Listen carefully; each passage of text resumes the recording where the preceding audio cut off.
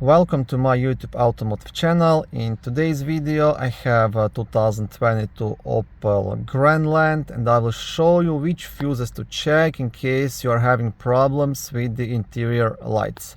By the interior lights I'm referring to ceiling dome lights, all the backlights on the dashboard, instrument cluster and the glove box light as well.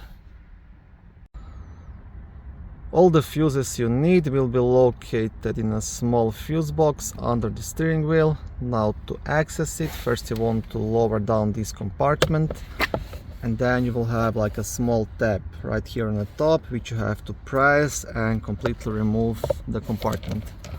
Here on the back side of the compartment you will have a small blue fuse puller which you can use to remove and check any of the fuses.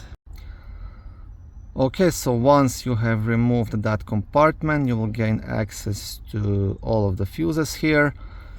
Now the main fuse for the interior lights is fuse number 21, which is a 3 amp fuse located here on the right side. And just next to it, you will have fuse number 22, which is also a 3 amp fuse responsible for light in the glove box.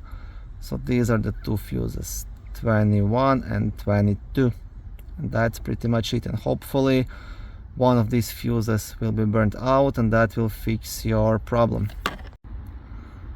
If both of these fuses are good and you're still having problems with the interior lights, then you will have to do a bit deeper diagnostics. First check all the light bulbs, switches and the wiring, and then you will have to probably test if there is power coming from the fuse box towards all the lights and then try to pinpoint where the problem is.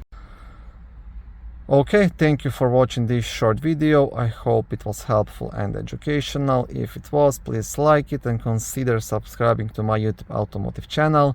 On my channel there is lots of how-to videos, do-it-yourself videos, car reviews, product reviews and other similar automotive topics.